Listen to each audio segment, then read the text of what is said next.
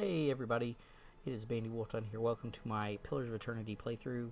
I'm diving into this classic CRPG from Obsidian Entertainment. Trying to get 100% completion. It's not going to be too difficult. There's 26 achievements. Most of them are fairly straightforward. I wouldn't say easy, but they are straightforward. So if you're here for the full adventure or you need some assistance finding some specific achievements, welcome.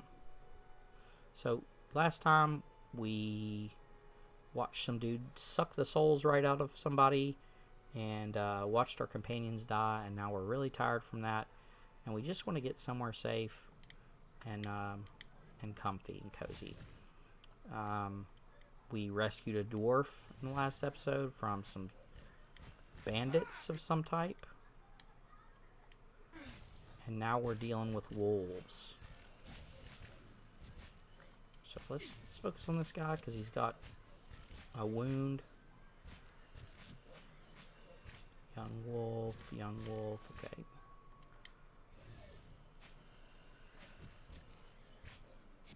Right now we're not too powerful, and from what I've heard is that the ranger is not the most like meta class in the game.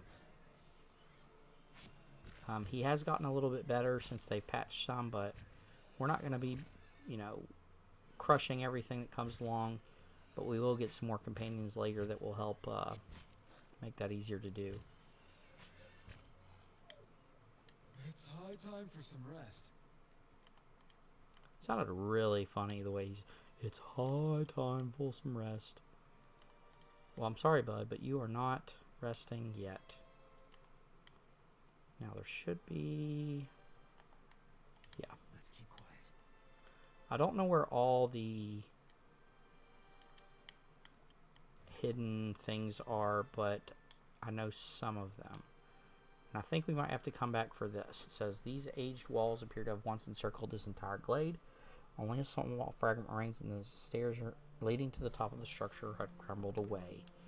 We can examine the wall. It's slick with moss, presenting a hindrance to climbing, but the stones themselves seem sturdy enough. Given the right tools, one may easily reach the top. We can try to scale it, but the uneven bricks and the odd angle of descent make it difficult, and after a short distance, your arms begin to burn too fiercely. So I think we have to get some climbing equipment first before we can do anything with that.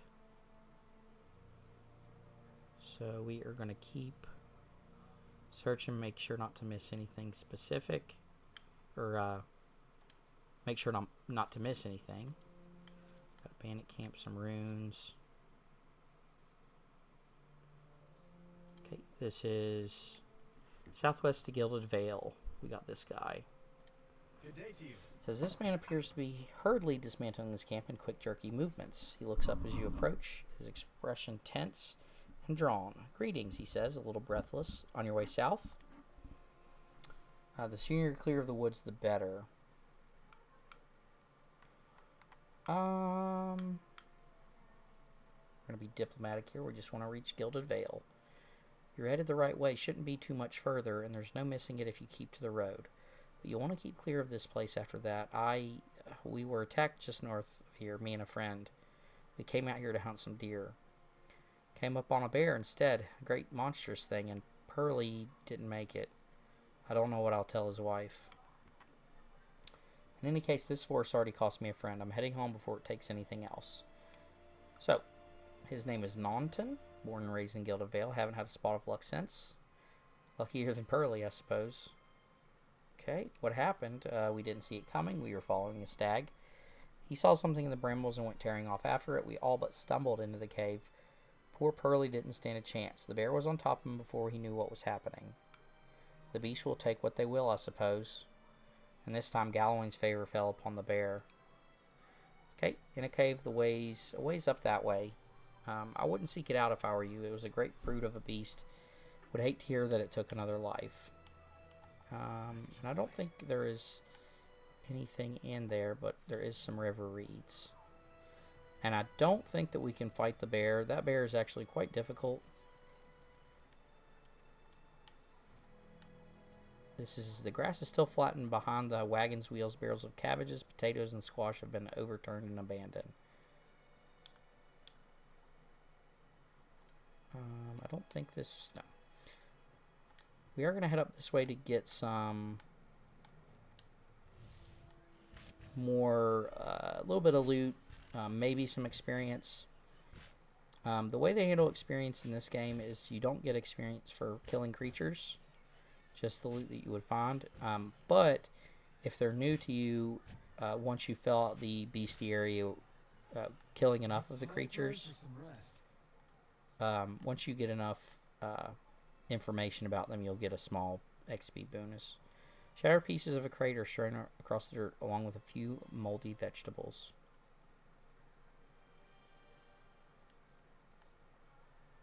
Settler's Arrow.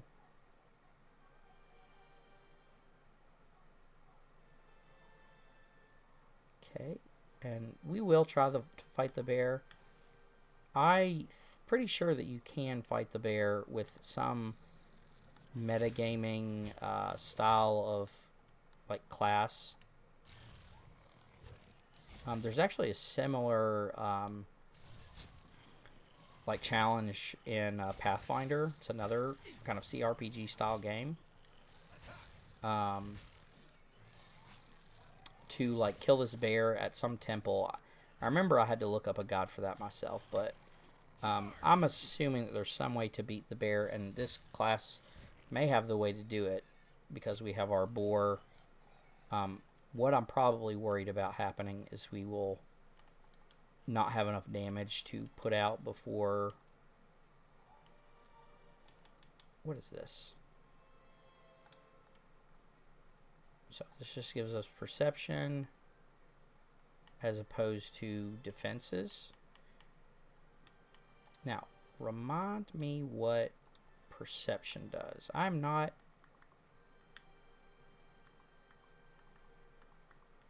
Perception... Oh, here we go. So perception gives us accuracy. So yeah, we definitely want that for our ranged attacker. We can't wear helmets as a godlike because of our horns. Struts and supports are large enough to be the ribs and vertebrae of a dragon. I think there's a secret over here.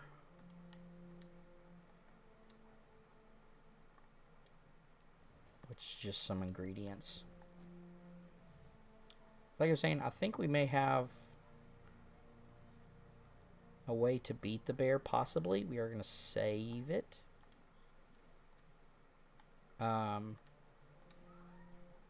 yeah, he's probably going to one-shot the boar, to be honest with you. Whenever I play this, I find myself coming back to this later. Yeah, two-shot. My bad. Yeah, that is not possible. Valewood. If you have beaten the bear, maybe comment down below how you do it, because I've tried different classes and he just does so much damage that with just the one character you have at this part of the game, seems pretty hard to me. So we're going to run back down here. There's two things we want to come back for in this area. Is our to scale this ruin and to go kill this bear and see what he's got in his little cave.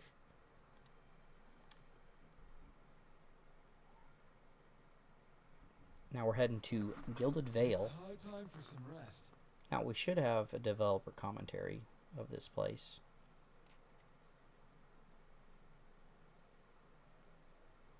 Maybe? Maybe the cutscene will be first. There's a lot of people hanging from a tree.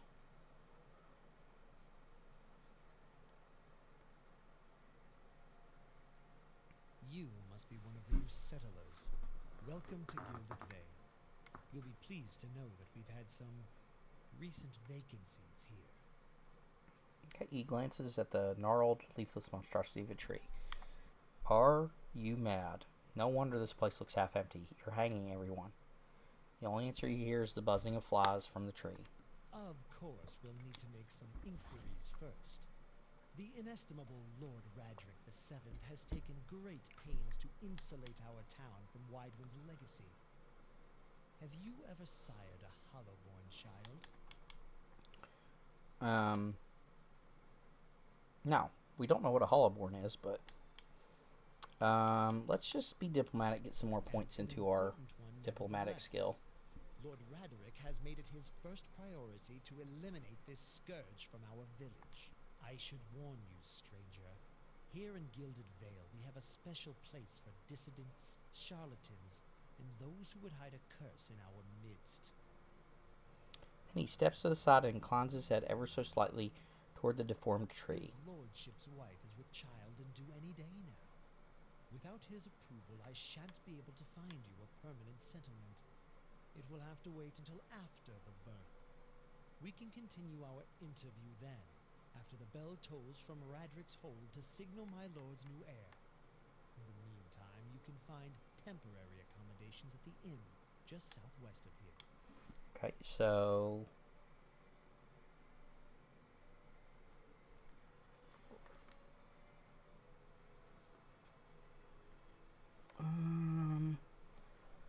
Okay, so he said something about Hollowborn and Widewind's legacy. And so he says, I forget that you foreigners do not have this curse in your homeland. The Hollowborn have been a scourge upon the Deerwood for almost 15 years now. Children born without souls. Pitiful, dumb things that breathe, barely, but do not truly live. Some say the Hollowborn are a disease. Some say they are a punishment from the gods. He raises his empty hands. In truth, no one knows, but they began spreading after the Saints' War, and so the name Widewind's legacy stuck in honor of that foul, blasphemous pretender. And his voice shakes with vitriol. Lord Rydric's decrees may seem strict at times, but he has our best interests at heart. If you have any other questions, don't hesitate to ask. It's important that everyone in Gilded Vale understands our rules. So I've been feeling strange ever since the close call with the Beowick. Is there someone who could help me? Whatever your problem, it sounds like a matter for an animancer. However, the only animancer in Gilded Vale isn't in any condition to speak. Consider yourself fortunate. After she failed Lord Radric, we saw to it that she wouldn't profit from the misplaced trust of others. A bad cure is often worse than none at all. But if you're set on finding a bottle of troll piss or a dead Audra pebble to rub on your forehead, you're welcome to check her pockets. A little corpse stink is nothing when you're digging for shit. My advice, however, is to be satisfied that you escaped and leave it at that. So before we got here, I saw several people conducting a strange ceremony near some ruins. He regards you carefully. You'll want to mind where you mention that. Trespassing on Engwithan ruins is illegal, not to mention dangerous. You probably saw someone attempting some new ritual to appease the gods. People will try anything these days. Bareth, have mercy, we certainly have. I don't think so, just as... Well, no, we already said that. Let's do maybe so. It's best to stay away. So we'll say... Say goodbye. Listen! 2 tolls. Let that be the last. 3. Gods have mercy. It seems your arrival is ill-timed. So he looks out towards the east, his expression unreadable. He blinks and turns his attention. 3 bells toll only for the death of a Radric. I fear Lord Radric's heir is lost, or else Hollowborn, and so lost all the same. You should tread carefully. Circumstances have changed a great deal. A peculiar spasm crosses his face and the corner of his mouth quirks up into a mirthless smile. What do you mean? You come to us at a time of mourning. The legacy has struck at the heart of Gilded Vale. Our efforts to redeem ourselves in the eye of Bareth must be redoubled. So what happened? He shrugs a bony shoulder. I will know more details when the messengers arrive. The vagaries of childbirth, perhaps, but that is not your concern. So, does this affect the Lord's offer to new settlers? I can be sure of nothing right now. I advise you to get some rest. The inn is stable for all I care. Find me afterwards. I will know more soon enough. Don't threaten me, little man. It is no threat, only a warning. Lord Raedric will tolerate no threats to his kin or those who live upon his lands. Grief will not make him more docile. It's usually best And to there's leave stuff. the beginning of the game for last. So this area was designed in the advanced stages of development. The idea here was to convey a rundown, bleak farmer's town that suffers from the iron rule of a local warlord. Redrick is the name, whose hall lies nearby, and it's also its own adventure area. Here in Gilded Dale, it was important to give a glimpse of how bad things really were in this world right away.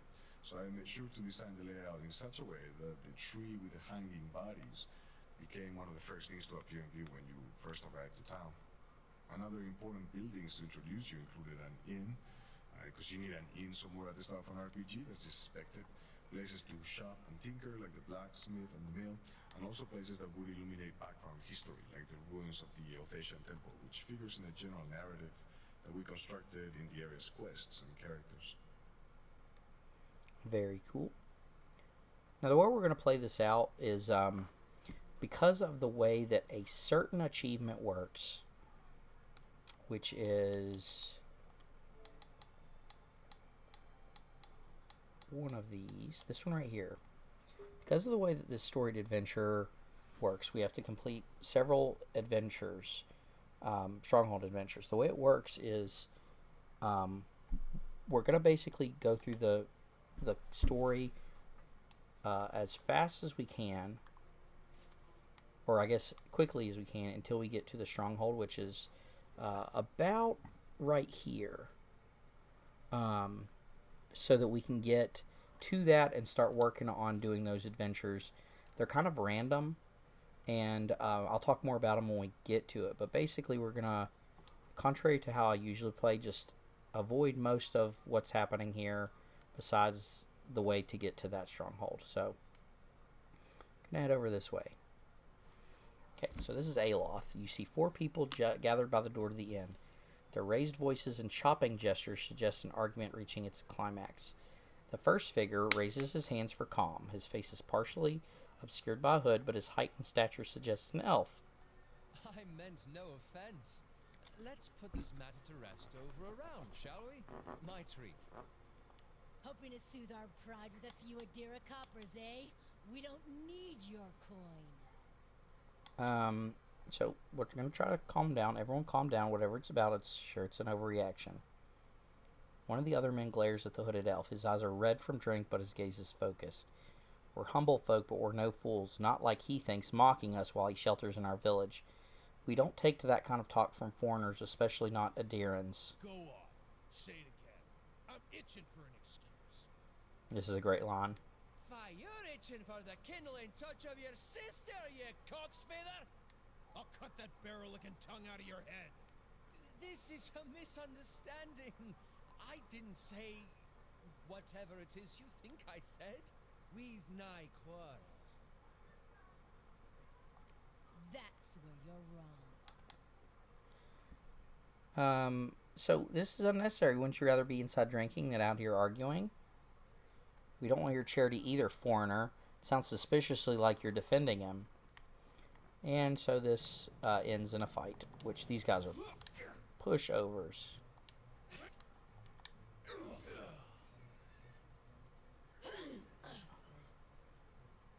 As the last of the attackers fall, the elf turns to you in tension, almost gone from his smooth face. Not quite how I hoped to get to know the neighbors.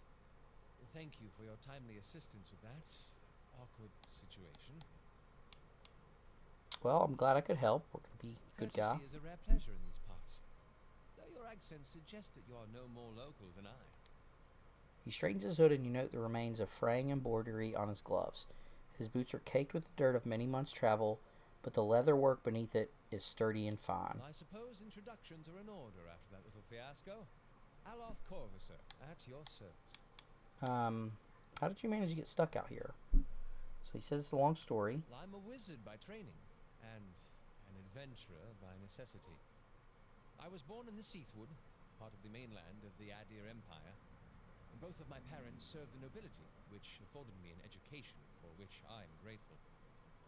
However, there were no open positions in those houses, and so I decided to seek new means in a new land.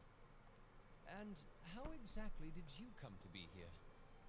I was traveling with a caravan, but we were separated near some ruins. Ruins? Oh, those can be dangerous places during the best of times, which these are not.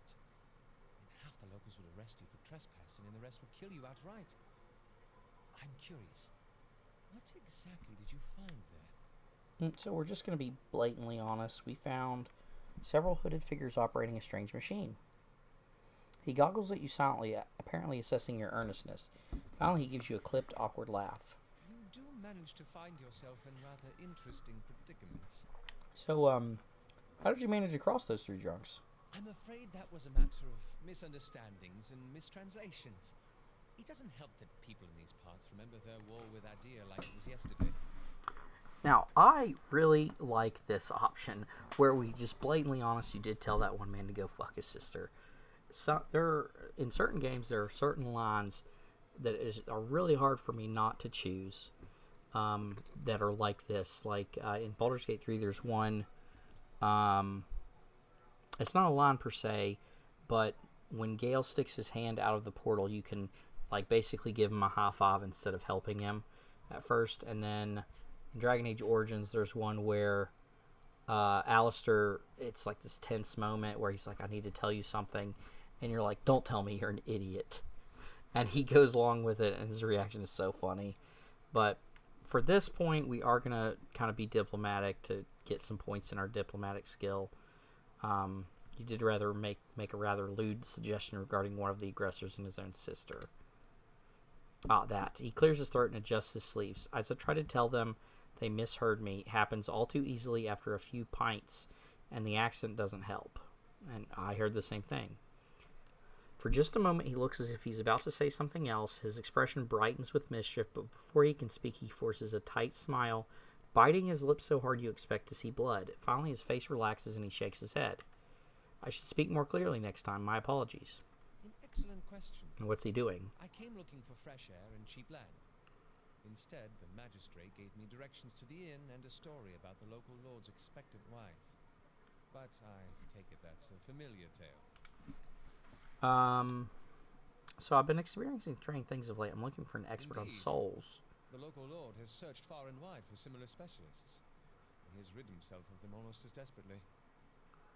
And he nods at the gnarled old tree. So, he says, I expect such expertise would be best sought elsewhere. He doesn't look like a settler. Begging your pardon, but neither do you. Yet, circumstances can find a person in the strangest of places. So, I As should should get going. Given recent events. It's just as well. I've had enough of the watered wine and lumpy beds at the inn. They say even the owner tired of the place. Just up and left one day. It explains quite a lot about the upkeep. Perhaps I could join you. I could use a change of scenery, and I find it's better to travel in numbers. Yeah, so we're going to take him with us as Aloth, as I said. Excellent. I shall follow you. And, we also have to make him, or level him up ourselves. So we are going to do that, if I remember how, yeah. So, we're going to give him some basic points into these, and then we're going to specialize in scrolls. Now we want more spells. And as I said, I'm not super good at this, but I know Chill Fog is really, really good. Then we are going to get Blast, because this is going to be a per... does it not say somewhere? I believe this is a per encounter ability. If I remember. Yeah, 2 per... Or wait. Oh, no, wait. Blast is... There we go. Wait. How do I... Can I not look at his talents? How do I... Tooltips. There we go. It's like, why is it not letting me do this? This is a passive. I was thinking of Arcane Assault. But he is going to have a wand, a rod, a scepter. It's going to add a little bit of AoE to his abilities. And we're going to give him this cloak. We are going to give him Tanglefoot. So he's got a scepter. And then probably going to keep this for ourselves. And now we have made it to the inn. And we will rest. Finally. Like I said... There's a couple of jokes in here about the inn's previous owner having disappeared, you might note, and that grew out of our never hearing back from the innbacker. It's all meant in good fun, of course. I had a little poster in my office of the old promo art for Baldur's Gate 3, and while we were thinking names for this place, I started using the Black Cat as a placeholder, thinking that it wouldn't stick. It ended up getting thumbs up, and Josh Sawyer asked Art to implement the poster image as a stained glass window on the lower floor. The dog upstairs actually came later. Once we started assigning locations to the various pets, the placement for the black dog seemed fairly obvious. Okay. Oh yeah, like I said, we're gonna kind of avoid everything until we are ready to start actually doing side quests. So this is Pasca. Welcome to the... She looks up. Oh, it's Tenfrith told us we did for him. It's such a relief. I can't thank you enough. We are going to get a room. And we're just going to rest in the common room.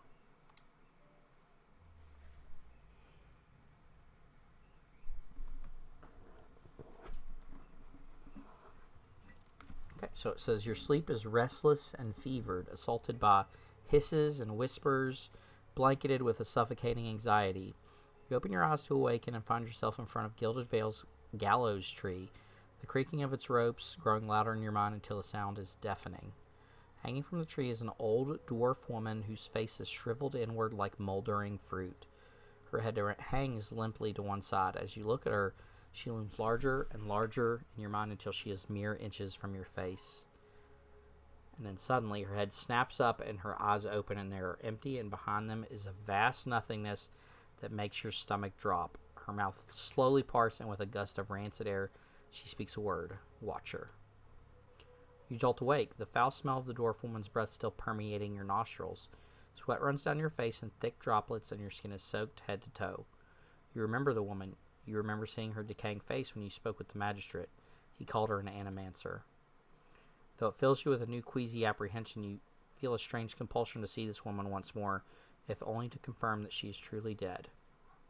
And we get another level. So I'm going to spread these out a little bit, but I do want the mechanics. And we'll go with the survival, I guess. Now, we have some specific abilities. We have Vicious Aim. By lowering attack and reload rate, which I don't... Heightening. So this gives us a damage bonus to any creature for both us. No, it's just for us. So basically we could go...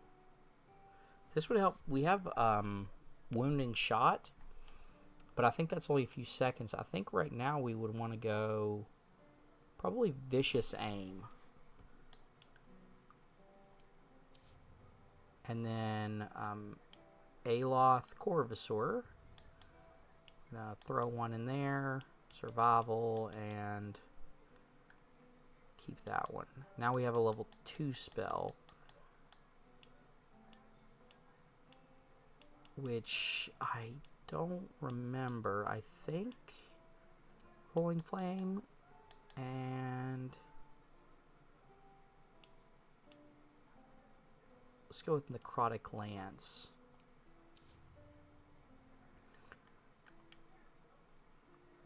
So we are going to turn Vicious Aim on just in general. We want to make sure that those shots land. And we're going to go look at that woman in the tree, because we had a dream about her and her beauty. And this is the point where this game always gets me. This is a crazy just atmospheric. Scattered between the roots are bracelets of twine and bead, wilting flowers, and notes half erased by the rains.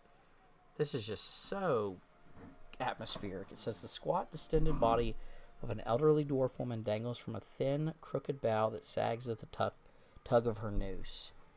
The bloated purple flesh of her neck, worn away in patches like moth-eaten linen, bulges over the rope that suspends her, and her lifeless head lolls forward rigidly from one side to the other when the breeze shifts.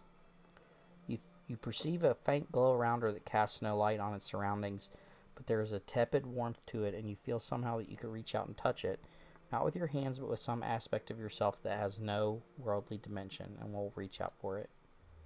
You take a deep breath, clearing your mind, focusing on your objective. As you exhale, you feel yourself spreading out towards the hanging woman, perceiving all that lies between you and her with a new, unfamiliar awareness. Once you have expanded enough to reach her, there is a sudden jolt to your mind, a ringing, electric surge of images and words and sounds. Involuntarily, you shut your eyes and feel yourself being pulled down to some deeper consciousness in a space occupied by you and the hanging woman only. And when you open them again, she is staring at you with eyes clouded in a milky fog, her body still swaying in a wind you no longer feel from a tree that stands planted in a misty void. She gives a slow nod of her head, the rope creaking as she does so, and she smiles at you. Have you come here for me, dear? Or have you gotten lost? It is both, I think. Yes? Am I imagining this? No, I think not. A pity that. It would be simpler. A mercy, even. To not have to wander anymore, no? Alas, we are here, you and I, wherever here may be. It says, how are you able to speak to me? Is that what we're doing? Perhaps it just seems that way. Perhaps it is the easiest way for your mind to make sense of it. I think it is a very good choice. Let's ask her about herself. Me? I'll bore you to tears, though. Who are you? And here I thought you'd come to visit me in particular. Caldara de Baranzi, of the Valian Royal Academy of Animantic Sciences. Not the greatest of their number, but I came here all the same because this was where help was needed. So what is an animancer? A student of the soul. Something so basic, yet so poorly understood. But so many breakthroughs have been made in my lifetime. Had been made. Had been. To hear the locals tell it, we're a gang of soul manglers that preys upon the weak-minded.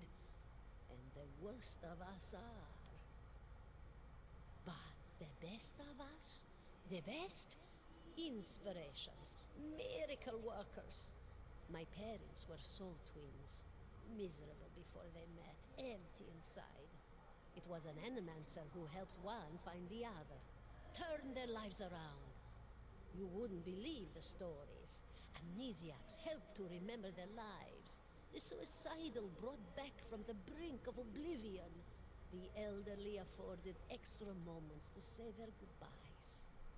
How soon we forget when we're afraid. It's a fascinating science. A fascinating time to be alive in a place like Deerwood that does not control the research, no? I love the Valian Republics for many things, but their recent caution will leave them behind, I fear. Okay, so what happened to you? And she laughs, a rasping, choked cackle escaping between rows of buttery yellow teeth, causing her body to bob up and down with each spasm. Seeing your blank expression, she catches herself. The writing in these descriptions is just so good.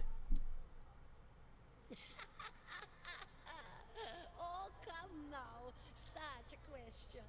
As though the answer were plain as a rope tied for strangling. Allow an old dwarf her last bit Yeah, of and that's cheer. such a great expression too. A rope, plain as a rope tied for strangling. Well, I came where I was needed, didn't I? Offered my services to Lord Radric for a pittance. A humble pittance. I was to examine the Lord's wife, see why the gods have seen fit to poison her womb. Studied her for months, looked high and low for impurities, tested her valence, the permeability of her essence. Do you know what I found? No idea. Nothing at all. A healthy woman, head to toe, blessed with a beautiful soul. Such a sweet woman, too. Meek, but warm-hearted. A few months' time, and the lord of the house demanded answers. For a time, I told him what he wanted to hear. Oh, yes, my lord. She is riddled with imbalances. I must have time to cure her. As the birth drew near, he grew impatient, as lords do. And this is where I've ended up. Of course, So we survived a Beowig. Did you now, dear? My, that would be something, wouldn't it? Could be luck, could certainly be. A storm can be a careless thing. Or maybe it got its hands around your soul but couldn't pick it up. A soul can be heavy if it stayed in one piece through its time. Strong souls, we call them in the trade. Cold, I mean. Called them. Those days are all behind me, no? So you said souls break apart over time? Oh, yes. Entropy. Rimagan's work. We know little of why or how.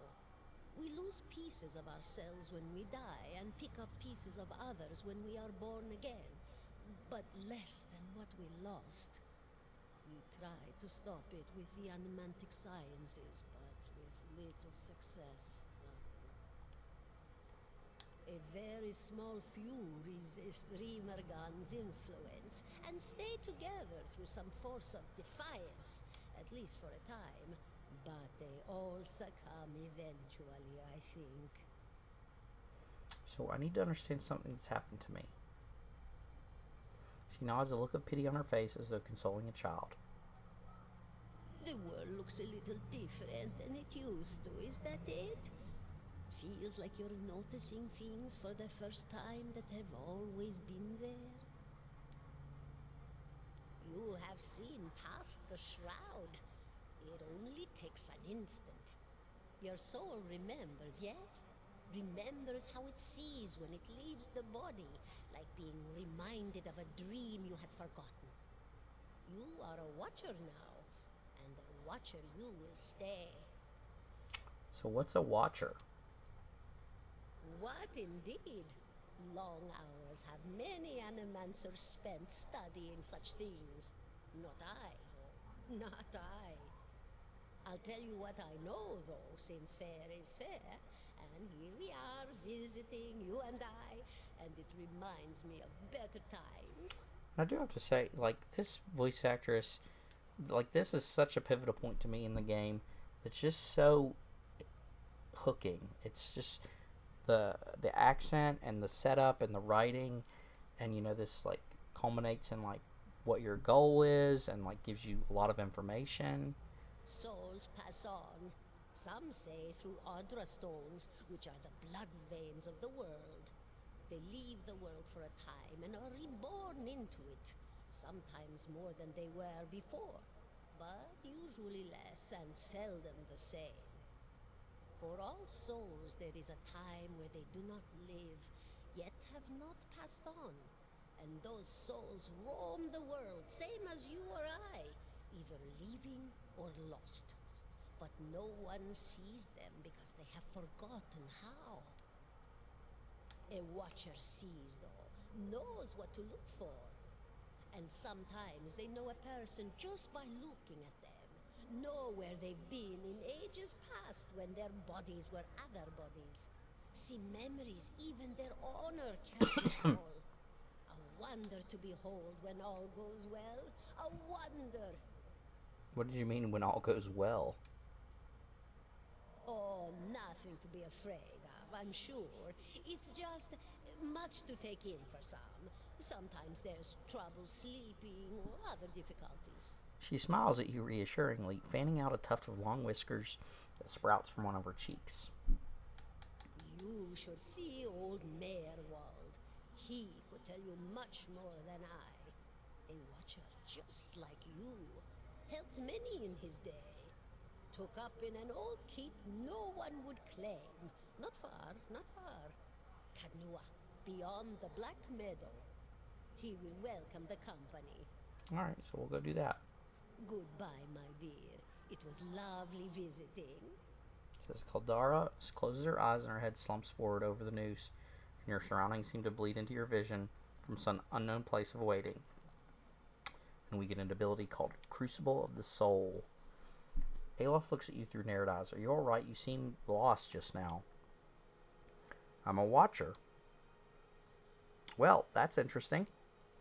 You just like your end, and I expect this has something to do with the hooded figures and the runes. In any case, I appreciate your honesty. Since we're traveling together, it's probably wise for us to share these things. Do you know anything about watchers? Only that they're rare and they seem to have unique insights into certain soul conditions, as you just demonstrated.